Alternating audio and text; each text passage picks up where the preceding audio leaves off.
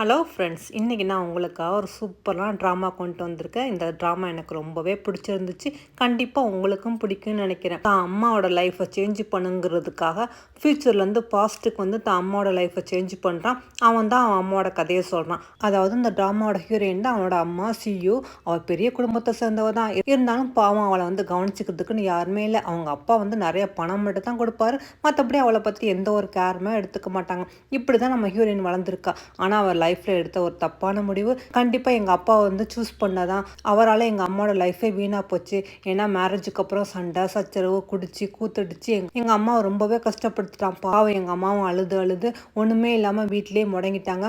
எங்கள் தாத்தாவோட சொத்தை எல்லாத்தையும் அழிச்சிட்டு கடைசியில் எங்கள் அம்மாவையும் விட்டுட்டு போயிட்டான். இந்த மாதிரி எங்கள் அம்மா லைஃப் ரொம்பவே வீணாக போச்சு.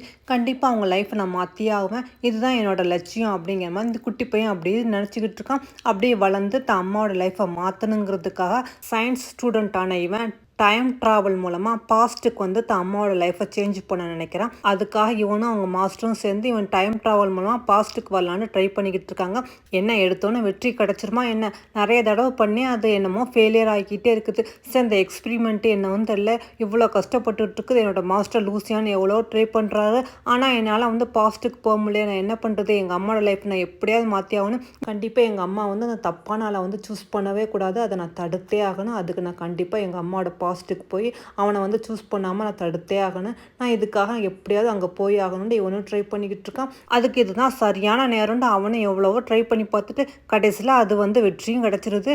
இவனும் 2051 2021 வந்து சேர்ந்துறான். நான் கரெக்டான சமயத்தில் தான் வந்திருக்கேன். இப்போ எங்கள் அம்மாவோட வயசு 17. இந்த சமயம் சூப்பராக இருக்குன்னு சொல்லிட்டு அம்மா நான் வந்துட்டேம்மா, உங்களுக்காக உங்கள் பையன் உங்களை தேடி வந்துட்டேன் அப்படிங்கிற மாதிரி. இப்போ இவனோட பேர் சிசு. இவனுக்கு 24 வயசு. இவனும் தான் அம்மாவை தேடி கடைசியில் ஒரு வழியாக பாஸ்ட்டுக்கு வந்துடான். தான் அம்மா படிக்கிற ஸ்கூலுக்கு பார்க்குறதுக்கா இவனும் அம்மா நான் உங்களை வந்துட்டேன்னு சொல்லிட்டு ஓடி வரான். அப்படியே கட் பண்ணி ஸ்கூலில் கட்டுறாங்க.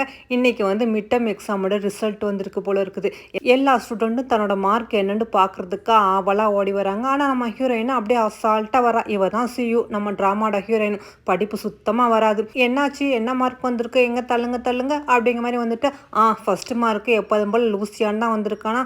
சரி சரி, என்னோட மார்க் என்ன அப்படின்னு சொல்லிட்டு இப்படி பார்த்துட்டு அப்பாடா இந்த ட்ரிப்பு நான் வந்து 352 தான். அப்பா லாஸ்ட்டு வந்துட்டேன், என்னோட இதை நான் ஜெயிச்சிட்டப்பா அப்படிங்கிற மாதிரி நம்ம ஹீரோயின் சொன்னேன். ஒரு ஸ்டூடெண்ட் வந்து ரொம்ப ரொம்ப தேங்க்ஸ், ஏன்டா நான் ரொம்ப பயந்துக்கிட்டே இருந்தால் நான் தான் எங்கே லாஸ்ட்டாக வந்துடுவேன்ட்டு இங்கே என்னை காப்பாற்றி விட்டுட்டீங்கன்னு சொன்னேன். நான் இருக்க பயமே, நான் தான் எப்போவுமே கிளாஸ் லாஸ்ட்டு அப்படின்னு சொல்லிட்டு இது பெருமையாக நம்ம ஹீரோயின் சொல்லிட்டு வர. உன்னை அங்கே உள்ள ஸ்டூடெண்ட் வந்து என்ன இந்த பொண்ணு இவ்வளோ அரகண்ட்டாக அப்படி பேசிட்டு போகிறா அப்படின்னு சொன்னால் ஆமாம் வேறு உன்னை மாதிரி படிக்கிறேன்னு சொல்லிட்டு கண்ணில் கிளாஸும் கன்னத்தில் பருவடையாக சுற்றிக்கிட்டு இருக்க முடியும் அப்படிங்கிற மாதிரி அசால்ட்டாக நம்ம ஹீரோயின் சொல்லிட்டு போவா. நம்ம ஹீரோயின் பேசுகிறதெல்லாம் நின்று கேட்டுக்கிட்டு இருக்கதான். இவன் தான் லூசியான், நம்ம ட்ராமாவோட ஹீரோ. நம்ம ஹீரோவோ புக்குக்கு பிறந்தவன் போல இருக்குது. அவ்வளோ படிப்பாளி, சயின்ஸ் ஸ்டூடெண்ட்டு. ஸோ இவனுக்கு வந்து டைம் ட்ராவல் கண்டுபிடிக்கணும் தான் இவனோட லட்சியமே. இந்த மாதிரி 2 பேரை தான் லைஃப்பில் ஒன்றா சேர்க்கணுன்ட்டு நம்ம ஹீரோனோட பையன் இங்கே வந்து சேர்ந்துருக்கான் போல இருக்குது.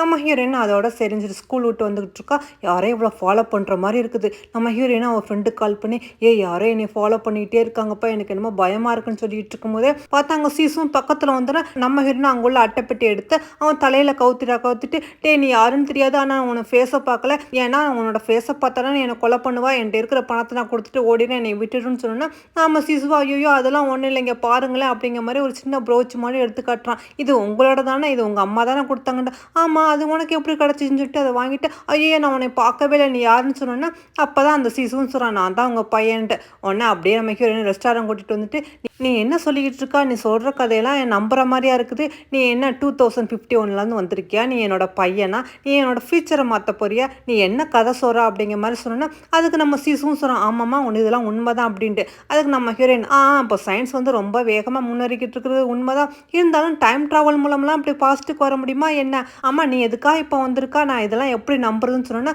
அதுக்கு சீசுவா அவன் அம்மாவை பற்றி எல்லாமே சொல்கிறான். உங்களுக்கு 17 வயசு, உங்களுக்கு தாத்தாண்டா இப்படி தான் இருப்பாங்க, உங்கள் பாட்டி உங்களை எப்போவுமே திட்டிகிட்டே இருப்பாங்க, உங்களுக்கு யாருமே இல்லை அப்படிங்கிற மாதிரி எல்லாத்தையும் புட்டு பிளட் குரூப் வரைக்கும் வச்சோன்னா அட பாவி என்னை பற்றி இவ்வளோ விஷயம் உனக்கு தெரியுமா, இதெல்லாம் உனக்கு எப்படி தெரிஞ்சிச்சு அப்படிங்கிற மாதிரி மெஹூரியன் கேட்டோன்னா ஏன்னா நான் உங்கள் பையன் அதனால் எனக்கு எல்லாமே தெரியும், நீங்கள் என்கிட்ட எல்லாமே சொல்லியிருக்கீங்கன்னு சொன்னால் நான் இதெல்லாம் நம்புறதா இல்லை, அதனால என்கிட்ட ஒரு ஆப் இருக்குது, நீ சொல்கிறது பொய்யா இல்லாண்டி இப்போவுமே அந்த ஆப் மூலமாக கண்டுபிடிச்சிருவா, நீ நானும் ஒன்றா மேட்ச் ஆகிறோமான்னு சொல்லிட்டு நம்ம ஹீரோயினா அவளை பார்த்து அப்படி செல்ஃபி எடுத்துகிட்டு எங்கே இப்போ நீனும் உன்னோட செல்ஃபி எடு, இது 2 பேரும் மேட்ச் ஆகலாம் பார்க்கணும்னு சொன்னால் அது 2ம் மேட்ச் ஆகுது, நீங்கள் 2 பேரும் அம்மா பிள்ளைங்க தான் அப்படிங்கிற மாதிரி. ஐயே இந்த ஆப்பு ரொம்ப பொய் சொல்லுது போல இருக்கு, நான் இதை நம்ப மாட்டேன், நீ நானும் ஒன்றா போய் வேணா டிஎன்ஏ டெஸ்ட் எடுத்து பார்த்துலாம்னு சொல்லிட்டு நம்ம ஹீரோயின் ஹாஸ்பிட்டல் கூட்டிகிட்டு வரா. இவனை வந்து அம்மான்னு பக்கத்தில் கொஞ்சம்னா, டே இன்னும் டிஎன்ஏ டெஸ்ட் வரல, அது வரைக்கும் நீ அம்மா அம்மாலாம் கூப்பிடக்கூடாது, கொஞ்சம் தள்ளியே நெளிஞ்சிட்டு, அம்மா நீ எதுக்காக ஃபியூச்சரில் வந்து நீ இங்கே வந்திருக்கா அப்படிங்கிற மாதிரி கேட்டோன்னே, ஏன்னா உங்கள் லைஃப்பை மாற்றலான்னு தான், ஏன்னா உங்கள் லைஃப்பில் நீங்கள் ரொம்ப கஷ்டப்பட்டு கடன் பட்டு கடைசியில் நீங்கள் ஒன்றுமே இல்லாமல் 47 வயசுலலாம் இறந்து போகிறீங்க, அதெல்லாம் மாற்றுறதுக்காகத்தான் இங்கே வந்துக்கிறேன்னு சொன்னேன்னா, என்னது இதை மாற்றுறதுக்காக நீ வந்திருக்கே, இதெல்லாம் நான் எப்படி நம்புறது, என்னால் நம்ப முடியாது. அம்மா நான் வந்துட்டு ஒன்று கேட்பேன், நீ சொல்லுவியா, என்னோட ஃபியூச்சர் ஹஸ்பண்ட் யாருடா அப்படின்னு கேட்டோன்னா, லூசியான் அப்படிங்கிற மாதிரி அந்த பையனும் சொல்கிறான். லூசியான்ங்கிற மாதிரி சீசு சொல்லணும்னா, என்னது லூசியானா அவனா அப்படிங்கிற மாதிரி கேட்டுட்டு நம்ம ஹீரோயின் அப்படியே அதிர்ச்சி ஆகிறா. ஏன்னா 3 நாளைக்கு முன்னாடி நம்ம ஹீரோயின் லேப்பில் பண்ண வேண்டிய எக்ஸ்பிரிமெண்ட் எல்லாம் ஸ்கூல் கார்டனில் உட்காந்துக்கிட்டு ஏதோ பண்ணி தீப்பற்றிக்கிட்டு இருக்க, அங்கே நம்ம படிப்பையான லூஜின் வந்தவன், ஐயோ என்னது கார்டன் திடீர்னு என்ன ஃபயராக இருக்கா அப்படிங்கிற மாதிரி அவனை தண்ணி எடுத்து மேலே ஊற்றிடான். உடனே நம்ம ஹீரோயின், டே நீ என்னடா பண்ணிக்கிட்டு இருக்கா அப்படின்னு சொல்லிட்டு இருக்கும்போது அங்கே பிரின்ஸ்பாலும் வந்துடுறாங்க. சியூ நீ என்ன பண்ணிக்கிட்டு இருக்கா, நான் உன்னை லேபில் வந்து எக்ஸ்பிரிமெண்ட் பண்ணி பார்க்க சொன்னால் பிள்ளைய கொளுத்துன்னு பார்க்குறியா, இந்த மாதிரி வேலையெல்லாம் நம்ம பண்ணாத, ஒழுங்கா இது எல்லாத்தையும் அள்ளிக்கிட்டு இங்கேருந்து போயிடும் அப்படிங்கிற மாதிரி அவரும் கத்த. நம்ம ஹீரோயின் சரி சரி போயிடும் சார் அப்படின்னு சொல்லிட்டு போகும்போது பார்த்தா அந்த லூஜியோட கால் தடுக்கி அவன் மரத்தில் மோதிரா. ஆனால் நம்ம சாரா நம்ம ஹீரோயினுக்கு பனிஷ்மெண்ட் கொடுத்துக்கிறாங்க, அதாவது கிரவுண்டில் 10 ரவுண்டு அடிக்கணும் அப்படிங்கிற மாதிரி. பாவம் நம்ம ஹீரோயின் கிரவுண்டில் ஓடி வரும்போது அங்கே லூசியானா அவனும் படிச்சுக்கிட்டே அப்படி ஹெட்ஃபோன் கேட்டுட்டு வரான். ஆனால் நம்ம ஹீரோயினா, டே எனக்கு ரொம்ப தண்ணி தாகமாக இருக்குது, கொஞ்சம் குடுவேன், கொஞ்சம் தண்ணி இருந்தால் தாவம்பா ப்ளீஸ் அப்படின்னு சொல்லிட்டு வந்தவன் அப்போ தான் கவனிக்கிறான், என்னது லூஜியானா இவனா ஐயோ அப்படிங்கிற மாதிரி பார்த்துக்கிட்டு இருக்கும்போது அங்கேருந்து வந்து ஒரு ஃபுட்பால் நம்ம ஹீரோயின் மேலே பட டக்கு நம்ம ஹீரோயின் கீழே விழுந்துடா. அப்போ தான் ஒருத்த வரான், இவன் பேர் சோயன். என்னாச்சு, எதுக்கா இவன் பின்னாடி ஓடிக்கிட்டு இருக்காண்டு, நான் அவன் பின்னாடி ஒன்றும் ஓடலை, எனக்கு பனிஷ்மெண்ட் கிடச்சிருக்குது, அதுவும் அவனால தான் அப்படின்னு சொன்னா, ஓ அப்படியே பாவனி ரொம்ப டயர்டாக இருக்கிற மாதிரி இருக்குது, அந்த தண்ணியை கொஞ்சம் குடின்னு சொல்லிட்டு, ஆமாம் அந்த லூஜியானோட பாய் ஃப்ரெண்டா அப்படிங்கிற மாதிரி கேட்டோன்னா, சீனியர் அப்படின்னு சொல்லிட்டு நம்ம ஹீரோயின் பாவம் மூஞ்சில் அப்படியே வந்து தண்ணியை கொப்பளிச்சிடா. அதுக்கு அந்த சோயானா, பரவாயில்லையே நான் கொடுத்த ஹெல்ப்புக்கு பெரிய ஹெல்ப்பாக எனக்கு திருப்பி கொடுத்துருக்கேன்டா, ஐயோ சீனியர் மன்னிச்சிடுங்க தெரியாமல் அப்படி பண்ணிட்டேன்டா. அதுக்கு அந்த சோயானா, பரவாயில்ல ஆனால் நீ ஏன் ஒரு மாதிரி பேசுகிறாண்டு, உங்களுக்கு தெரியாதா ட்ராமாவில் வர ஹீரோயின்லாம் இப்படி தான் பேசுவாங்கண்டு. ஓ அப்படியே, ஆனால் நீ ட்ராமா பார்க்குறத விட்டுட்டு கொஞ்சமாவது உன் படிப்பில் கவனம் செலுத்தினா நல்லாயிருக்கும் அப்படிங்கிற மாதிரி அந்த சோயான்னு சொல்ல, நம்ம ஹீரோயின் சரி சரி நான் அதே மாதிரி செய்கிறேன் அப்படிங்கிற மாதிரி அவளும் சொல்கிறான். இந்த ஸ்டோரிலாம் நம்ம சீசுட்ட சொல்லி கட்டிட்டு, இதுக்கப்புறம் ஒன்று நடந்துச்சு தெரியுமா அந்த லூஜுனுக்கு எனக்கும் அப்படின்னு சொல்லிட்டு நம்ம ஹீரோயின் ஏதோ ஸ்கூல் இதுக்காக பேனர் வந்து ஒரு பிரிண்ட் போட சொல்லியிருப்பா போல இருக்குது, இந்த பிரிண்ட் போட்டுட்டு நீங்கள் எனக்கு வந்து ஸ்கூலில் கொடுத்துருங்கண்டு. ஆனால் அப்புறம் தான் அவளுக்கு தெரிய வந்துச்சு நம்ம பிரிண்ட் போட கொடுத்தது தப்பான ஒரு வேர்டு அப்படிங்கிற மாதிரி. சரி எப்படியாவது ஸ்டாப் பண்ணி அந்த பேனர் வாங்கிக்கலான்னு நம்ம ஹீரோயின் அவசரமாக வருவா. ஆனால் அந்த கடைக்காரனா அந்த பேனர் எடுத்துக்கிட்டு ஸ்கூலுக்கு வந்துக்கிட்டு இருப்பான். நம்ம ஹீரோயின் எவ்வளோ கஷ்டப்பட்டு கடைசியில் ஆட்டோவில் ஏறி வேகமாக ஸ்கூலுக்கு வரலான்னு பார்த்தா அந்த ஆட்டோக்காரனா சொதப்பிடுறான். கடைசியில் நம்ம ஹீரோயினும் வேறு வழி இல்லாமல் இறங்கி ஓடி வர அந்த ஆட்டோக்காரனை என் காசை கொடுமான்னு பின்னாடியே துரத்திக்கிட்டு கடைசியில் எல்லாரும் ஸ்கூலுக்குள்ளே வந்துடுறாங்க. கண்டிப்பாக அந்த பேனர் வந்து நம்ம பிரின்ஸிபால் ரூமில் தான் இருக்குது, யாருக்கும் தெரியாமல் எடுத்துகிட்டு ஓடிடலான்ட்டு நம்ம ஹீரோயின் மெதுவாக வந்து எடுக்கலான்னு வந்து பார்த்தா, ஆனால் அங்கே லூஜியான் ஏதோ ஒரு புக்ஸ் எடுத்துக்கிட்டு இருக்கான். கடைசியில் அவனை பார்த்து கத்த அவனை பிரின்ஸிபால் எல்லாரும் வந்துடுறாங்க. ஆட்டோக்காரனு இந்த அம்மா எனக்கு வந்து காசு தரமாக ஓடி வந்துட்டாங்கன்னு சொன்னோன்னா வேறு வழி இல்லாமல் பிரின்ஸிபால் பரவாயில்ல அது என்னோட ஸ்டூடெண்ட்டாக நானே காசு தரைஞ்சிட்டு ஒரு வழியாக அந்த ஆட்டோக்காரனை காசை கொடுத்துட்டு, உடனே நீங்கள் 2 பேரும் உள்ளே என்ன பண்ணிக்கிட்டு இருக்கீங்க, என்ன படிக்கிற வயசில் பப்பி லவ் பண்ணுறீங்களா அப்படிங்கிற மாதிரி பிரின்ஸிபால் கேட்டோன்னா, நம்ம ஹீரோவா இல்லை நான் புக்குக்காக தான் வந்தேன், மற்றபடி இவ யாருன்றே தெரியாதா அப்படிங்கிற மாதிரி அவனும் சொல்லிடுறான். ஆனால் அந்த பிரின்ஸிபாலாக நம்ம ஹீரோயினை பார்த்து நீங்கள் 2 பேரும் சாரின்னு எழுதி கொடுக்கணும் அப்படிங்கிற மாதிரி பனிஷ்மெண்ட் கொடுத்துட்டு போகணுன்னா, நம்ம ஹீரோயின் ஐயோ பனிஷ்மெண்ட்டா அப்படின்னு சொல்லிட்டு வெளியே வர. ஆனால் அப்போ தான் அந்த பிரிண்ட் போட்டவன் அந்த பேனரை கொண்டு வரான். ஐயோ அங்கிள் நீங்கள் வந்துட்டீங்களா, நல்ல வேலை அந்த பேனரை கொடுக்கல கொடுங்க என்னட்ட அப்படிங்கிற மாதிரி நம்ம ஹீரோயின் அதை வாங்க. அந்த நேரம் பார்த்து நம்ம ஹீரோ நிற்க இவ்வளோ பயந்து ஆண்டு கத்த அந்த பேனரை அப்படியே கீழே உள்ள போகுது. சரி நம்ம ஹீரோ தான் எட்டி பிடிக்கிறான், என்ன அப்படி இருந்துமே அந்த பேனர் வந்து ஓப்பன் ஆகி அப்படியே விழுந்துருது. அதாவது அந்த பேனரில் வந்து நிறைய வெஜிடபிள் ஃப்ரூட்ஸ்லாம் சாப்பிடுங்கன்னு சொல்லியிருக்குது, கூடவே நிறைய லவ் பண்ணுங்கன்னு இருக்குது. இது ஸ்கூல் ஃபுல்லாக பார்க்க அப்புறம் என்ன பிரின்ஸிபால் மாவோடையும் பனிஷ்மெண்ட் கொடுக்குறாங்க. நம்ம ஹீரோ உட்காந்து சாரின்னு எழுதி முடிக்கிறான். நம்ம ஹீரோயின் அடப்பாவி இதே மாதிரி நிறைய எழுதிருக்கிறியா என்ன, இவ்வளோ சீக்கிரம் எழுதி முடிச்சிட்டா அப்படிங்கிற மாதிரி அவளும் பார்த்துட்டு சரி எனக்கும் கொஞ்சம் எழுதி தெரியா அப்படின்னு கேட்குறா. அதுக்கு நம்ம ஹீரோவா உன் பனிஷ்மெண்ட்டை நீ தான் ஃபினிஷ் பண்ணணும் அப்படிங்கிற மாதிரி சொல்லணும். ஓ அப்படியே அப்படின்னு நம்ம கேட்டுக்கிட்டு இருக்கும்போது பிரின்ஸிபால் வந்துடுறாங்க. உடனே நம்ம ஹீரோயின் டக்கு நம்ம ஹீரோ எழுதிக்கிட்டு இருந்தான் அந்த பேப்பரை வாங்கி, பிரின்ஸிபால் நான் முடிச்சிட்டேன் பாருங்களேன் அப்படிங்கிற மாதிரி காட்ட, அதை பார்த்தா பிரின்ஸிபாலாக என்னது நான் ராங்குன்னு எழுதியிருக்கா, இதான் உன்னோட பனிஷ்மெண்ட்டா அப்படின்னு கேட்டோன்னா, ஐயோ அட பாவி நீ இந்த மாதிரிலாம் எழுதிருக்கியா, இதை எழுதுறதுக்கே இவ்வளோ டைம் எடுத்திருக்கியா அப்படிங்கிற மாதிரி. ஆனால் நம்ம ஹீரோவா நான் என் பனிஷ்மெண்ட்டை முடிச்சிட்டேன் சார் அப்படிங்கிற மாதிரி காட்டோன்னா, வெரி குட் அப்படிங்கிற மாதிரி அவரும் சொல்லிட்டு, சரி நீ இங்கேருந்து போகலாம் லூசியான்னு சொன்னோன்னா, அட பாவி லூசியான்னு என்னை மாதிரி இப்போ பழி வாங்கிட்டியா அப்படிங்கிற மாதிரி இவளும் கத்துறா. அதோட சரின்னு சொல்லி ஸ்கூல் விட்டு வர பார்த்தா அந்த லூசியா ஒரு கிளப்புக்கு போகிற மாதிரி இருக்குது. இவன் பார்த்தா நல்ல பையன் மாதிரி இருந்துச்சு, இவன் எதுக்கு இந்த கிளப்புக்கு போகிறான், இவன் என்ன தான் பண்ணுறான் நானும் பார்த்துறேனே அப்படிங்கிற மாதிரி நம்ம ஹீரோயின்மே அந்த லூசியான பின்தொடர்ந்து அப்படி கிளப்புக்கு வரா. ஆனால் நம்ம ஹீரோயினை வந்து அந்த சோயான்னு பார்த்துக்கிறான். இவன் எதுக்காக அந்த கிளப்புக்கு போகிறா அப்படிங்கிற மாதிரி அவனும் உள்ளே வர நம்ம ஹீரோயினை அங்கே உள்ள வெயிட்டர் ட்ரெஸ்ஸை போட்டுட்டு இவளும் வெயிட்டர் மாதிரி நிற்கிறா. அவன் எதுக்காக இப்படி வந்து நிற்கிறா அப்படிங்கிற மாதிரி சோயான்னு கேட்டோன்னா நம்ம ஹீரோயின் சொல்கிறா, ஓ அதுவா, நான் ஒன்றும் இல்லை லூஜியான் என்ன பண்ணுறான்னு பார்க்கலான்னு வந்துட்டேன். அவன் என்ன பண்ணா உனக்கு என்ன, நீயே அவனை பார்க்கணுண்ட. ஓ அதுவா, நான் கொஞ்சம் ஆர்வ கோளாறு, அவன் என்னதான் பண்ணுறான் அப்படி ரொம்ப நல்ல பையன் படிக்கிற பையன்னு சொன்னானே, இங்கே வந்து என்ன பண்ணுறான்னு தெரிஞ்சுக்கலான்னு தான் வந்தேன் அப்படிங்கிற மாதிரி சொல்லிக்கிட்டு இருக்கும்போது அங்குள்ள வீட்டை, ஐயோ என்னோட ட்ரெஸ்ஸை காணாமே, என் ட்ரெஸ்ஸு எங்கே அப்படின்னு அவன் தேடிட்டு வந்துட்டு இருக்கான். உடனே சோயானா அவளோட ஷர்ட்டை கலட்டி நம்ம ஹீரோயினை போத்தி விட்டுக்கிட்டு இருக்கும்போது பார்த்தா அங்கே லூஜியான்னு வந்து நிற்கிறான். லூஜியா அவங்க ரெண்டு பேரையும் பார்த்துட்டு என்ன அப்படிங்கிற மாதிரி பார்த்துக்கிட்டு இருக்கான். பார்த்தா நம்ம ஹீரோயின் ஒன்றும் இல்லை அப்படிங்கிற மாதிரி சொல்லிட்டு டக்குன்னு ஜோயான் உன்னோட ஷர்ட் இருந்தா அப்படிங்கிற மாதிரி கொடுத்தோன்னே அங்கே வந்த வெயிட்டரா, ஆமாம் என்னோட ட்ரெஸ்ஸை நீ எப்படிமா போட்ட அப்படின்னு கேட்கும்போது நம்ம ஹீரோவா, எக்ஸ்கியூஸ் மீ கொஞ்சம் நாளுங்க நான் பாத்ரூம் போகணும், எதா இருந்தாலும் அங்கே போய் நின்று பேசுங்க அப்படிங்கிற மாதிரி அவனும் பாத்ரூமுக்கு போவ நம்ம ஹீரோயினுக்கு இன்னுமே மொக்கையாயிருது. இந்த ஸ்டோரி எல்லாத்தையும் சீசுட்ட சொல்லிட்டு அவனுக்கு எனக்கும் ஆகாது, அவன் என்னோட ஹஸ்பண்டை நான் ஒத்துக்கவே முடியாது அப்படின்னு சொல்லிட்டு இருக்கும்போது உங்களோட ரிசல்ட் வந்துருச்சுமா அப்படிங்கிற மாதிரி சொல்கிறாங்க. என்னது ரிசல்ட் வந்துருச்சா கொடுங்க பார்க்கலாம்னு சொல்லிட்டு பார்த்தா இவன் அவங்க குழந்தை தான் அப்படியே மேட்ச் ஆகுது அப்படிங்கிற மாதிரி இருந்தோன்னே இதை பார்த்துட்டு நம்ம ஹீரோயின் ஐயோ இது என்னடா கொடுமை அப்படிங்கிற மாதிரி கத்த ஆரம்பிச்சிடா. அதோட சிசு ஒரு வழியை வீட்டுக்கு கூட்டிகிட்டு வந்துட்டு இவளும் தூங்குறா. பார்த்தா இவளை சுற்றி அவ்வளோ அலாரம் இருக்குது 6 மணிக்கு. இவளும் ஒன்று ஒன்றா ஆஃப் பண்ணுறா. ஐயோ என்னது இவ்வளோ அலாரம், இதெல்லாம் யார் வச்சது அப்படின்னு சொல்லிட்டு சிசு அப்படிங்கிற மாதிரி கத்துறா. இங்கே சிசுவா அவங்க அம்மாவுக்கு பிடிச்ச டோஃபு புட்டிங்க்கு வாங்குறதுக்காக க்யூவில் நிற்கிறான். அப்போ தான் அவன் யோசனை பண்ணி பார்க்குறான். அவங்க அம்மா ரொம்ப முடியாமல் வீல் செல்லில் இருக்கும்போது அப்போ தான் அம்மா உனக்கு ஏதாவது ஆசையா அப்படின்னு கேட்கும்போது அம்மாட எனக்கு டோஃபு புட்டிங் சாப்பிட்ற மாதிரி இருந்துச்சு. எங்கள் வீட்டோட தெருவில் ஒரு அம்மா விற்றுக்கிட்டு இருந்தாங்க, ஆனால் அவங்க அப்போவே வயசானவங்க, இப்போ இருக்காங்களோ என்னன்னு தெரியல, அது எனக்கு ரொம்பவே பிடிக்குன்னு நம்ம ஹீரோயின் சொன்னது சிசுக்கு ஞாபகம் இருந்து உடனே இவனும் வந்து ஆண்டி எனக்கு டோஃபு புட்டிங் கொடுங்கன்னு சொல்லிட்டு வாங்கி சாப்பிட்டுக்கிட்டு இருக்கான். அப்போ தான் அவன் ஃபிங்கரில் போட்ட ஒரு ரிங்கு ஏதோ லைட் மாதிரி இருக்குது, உங்கள் டார்கெட் அங்கே இருக்குது அப்படிங்கிற மாதிரி அதை நோக்கி அவன் நடந்து வந்துக்கிட்டு இருக்கான். இங்கே லூசியான்னு வந்துக்கிட்டு இருக்கான். அப்போ தான் ரோட்டில் ஒருத்தன் 3 குழந்தையில வச்சுக்கிட்டு அது கேம் மாதிரி வச்சு ஏமாற்றிக்கிட்டு இருக்கான். இதை பார்த்தா லூசியா, நீ ரொம்ப ஏமாத்துறா, நீ சுற்றி விடும்போது உன் காலை வந்து அந்த மேக்னட்டை வச்சு அதை ஸ்டாப் பண்ணுறா, அதனால தான் அந்த ரவுண்டோட ஏரை வந்து கரெக்டாக உன் பக்கத்தில் வந்து நிற்குதுன்னு சொல்லிட்டு அவன் சயின்டிஸ்ட் மாதிரி பேசிக்கிட்டு இருக்கா. இதெல்லாம் வந்து நம்ம சிசுவும் கவனிச்சிக்கிட்டு இருக்கான். உடனே அந்த குழந்தைல அங்கிள் நீங்கள் எங்களை சீட் பண்ணுறீங்க, ஒழுங்காக எங்கள் பணத்தையெல்லாம் கொடுங்கன்னு சொன்னோன்னே நம்ம லூசியான்னு சொல்கிறான். ஆமாம் அந்த குழந்தையோட பணத்தையெல்லாம் கொடுத்துரு, இல்லாட்டி போலீஸில் கம்ப்ளைண்ட் பண்ணிடுவேன்னு சொன்னோன்னே ஓகே ஓகே கொடுத்துறப்பா தம்பி அப்படின்னு சொல்லிட்டு நான் வேற தெருவுக்கு போகிறேன், நீ அங்கே மட்டும் வந்துடாத அப்படின்னு சொல்லிட்டு அவனும் அங்கேருந்து ஓடும்போது தான் அங்கே வந்து சிசுவும் நீங்கள் லூசியான் தானே அப்படிங்கிற மாதிரி கேட்டோன்னே உடனே லூசியான்னு கேட்குறான். இதுக்கு முன்னாடி நம்ம 2 பேரும் மீட் பண்ணிக்கிறோமா அப்படின்னு கேட்டோன்னா இல்லை மீட் பண்ணலை, ஆனால் இனிமேல் அடிக்கடி மீட் பண்ணுவோம், ஆனால் ஏன்னா நீங்கள் டைம் ட்ராவலை பற்றி நீங்கள் படிச்சுக்கிட்டு இருக்கீங்களா அதை பற்றி எனக்கு நல்லாவே தெரிஞ்சு சொன்னோன்னே உடனே லூசியானுக்கு இன்ட்ரெஸ்ட் ஆயிடுது. என்னது டைம் ட்ராவல், அதை பற்றி உங்களுக்கு தெரியுமாண்ட.